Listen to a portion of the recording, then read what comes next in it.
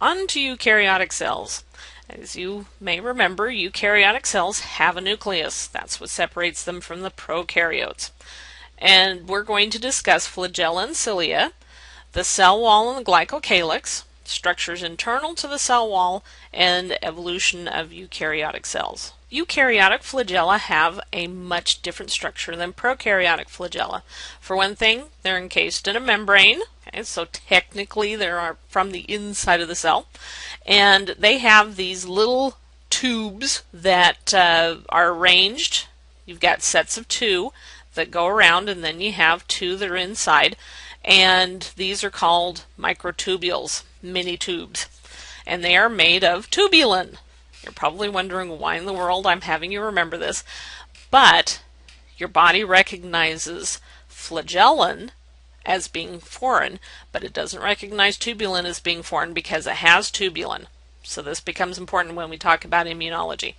And they move differently. We have protein structures connecting these microtubules, and when they contract, they bend the flagella back and forth. And you get motion like this. We call it a wave-like or a whip-like motion. Now, cilia are short flagella, and we only see this in eukaryotes. Prokaryotes do not have cilia. Okay? Their flagella are long, relatively stiff, and turn in a 360 motion. Now I'm going to put in some video clips showing actual moving cells. Here you see some bacteria swimming around. You'll notice the flagella go 360. They're like little outboard props. See, it's going around and around and around. Here we've got a human sperm, and there's a flagellum coming out of the back. And you'll notice that it goes back and forth in a wave motion, as opposed to with the bacteria, where you had it turning 360 like a little propeller prop. So that is the difference between the motion of bacterial flagella and eukaryotic flagella. Let's talk about eukaryotic cell walls and glycocalyx. First off, most eukaryotic cells have a cell wall, but animal cells do not. You, as an animal, do not have a cell wall. Instead, you have something similar to the glycocalyx of bacteria, and because it's helping to connect your cells together and communicate with each other as multicellular organisms. Other eukaryotic cells that don't have cell walls also have a glycocalyx that prevents them from drying out, and it helps stick them to different things, similar to the function of the bacterial or prokaryotic glycocalyx. Now, eukaryotic cell walls can be composed of lots of different things. Plants and algae are composed of cellulose. Some protozoa are composed of silica, glass, diatoms, and such things. They can be composed of calcium carbonate. They're kind of the same thing that your bones are made out of. Okay? But they are never composed of peptidoglycan or pseudopeptidoglycan. And fungi in their cell walls have chitin.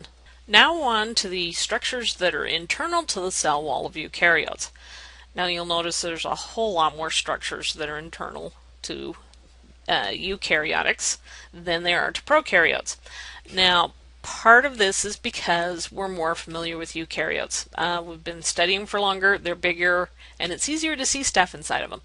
Recent research has shown that we keep finding more and more structures on the inside of prokaryotes, but they've been so small and we've needed better microscopes to be able to see them.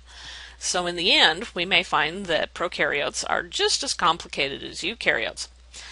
But as for what we're going to talk about with eukaryotes, we're not going to talk about all of these things that are listed. I want you to read this part in the textbook so that you're familiar with them, but I'm going to go over the things that I think are most important, which are the differences between eukaryotes and prokaryotes, and things that I haven't mentioned previous to this. Eukaryotic ribosomes are a different shape from the prokaryotes, and they're a different size. The small subunit is 40S, the large subunit is 60S, and they come together to make an 80S ribosome.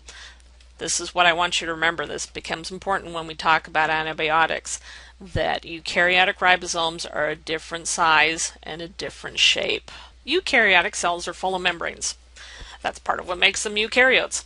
And they are phospholipid bilayers just like the plasma membrane, starting from the inside out.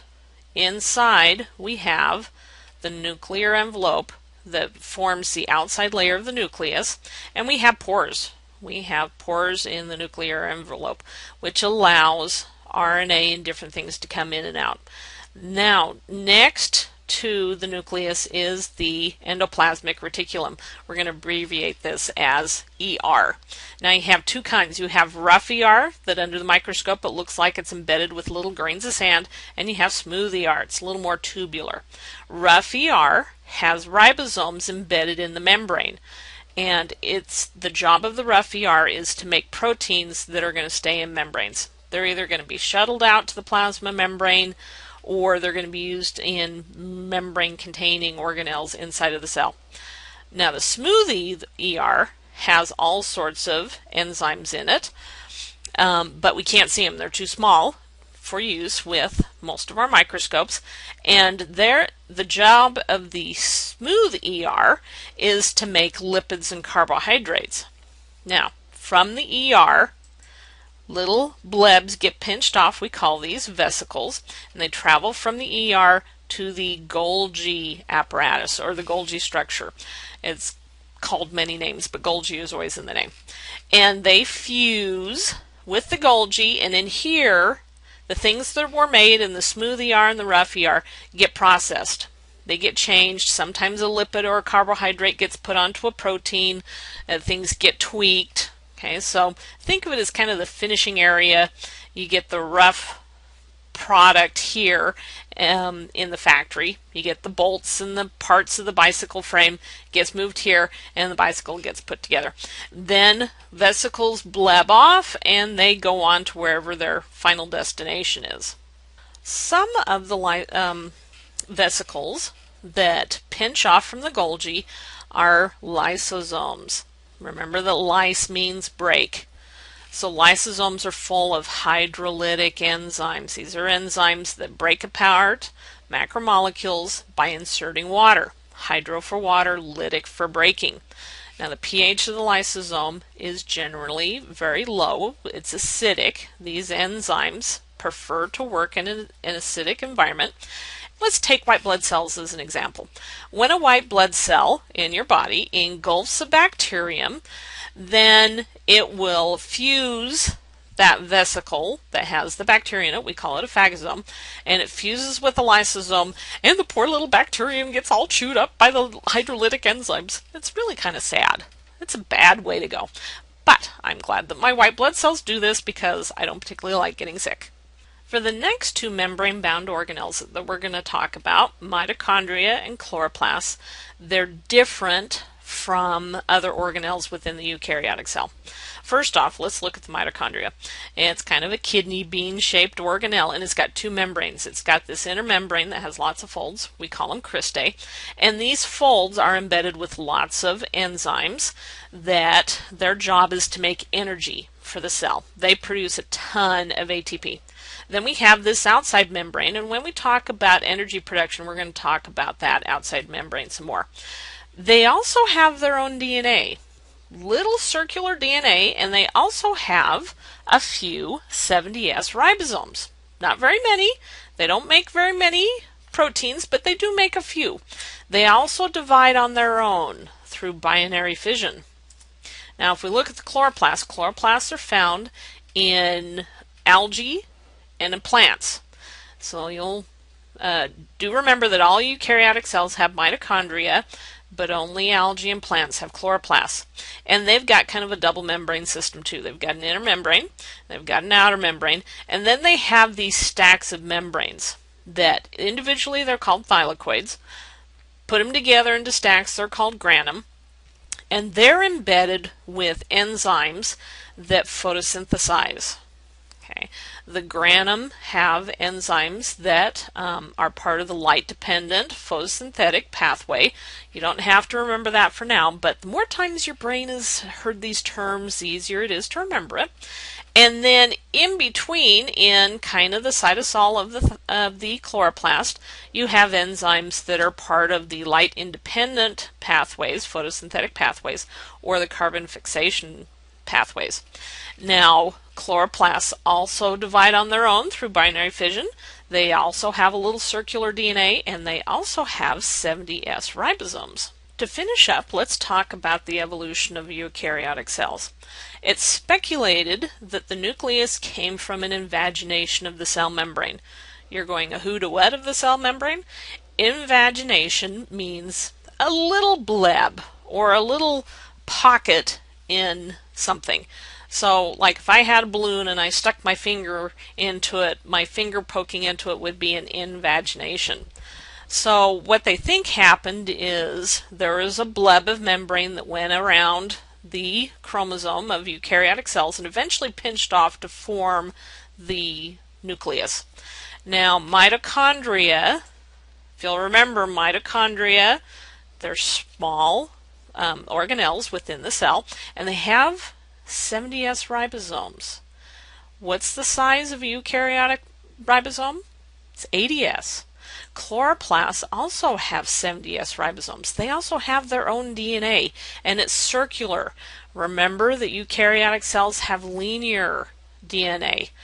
You take all of these together, and the current theory is that these originally came from prokaryotes that were engulfed by eukaryotic cells and eventually took up a symbiotic relationship within the eukaryotic cell to the benefit of everybody involved. Mitochondria were engulfed first. We say that because all eukaryotic cells have mitochondria. And later on, some eukaryotic cells engulfed some photosynthetic bacteria that became chloroplasts, and this led to the algae and plant cell lineages. Now, we have more than just the theory that comes from the theory coming from the data. We've also taken the DNA from mitochondria and sequenced it, and they're really closely related to proteobacteria. You have some proteobacteria in your gut, E. coli. Okay, so your mitochondria are closely related to this family. And chloroplasts are very closely related to another group of photosynthetic bacteria called cyanobacteria. They used to be called blue-green algae.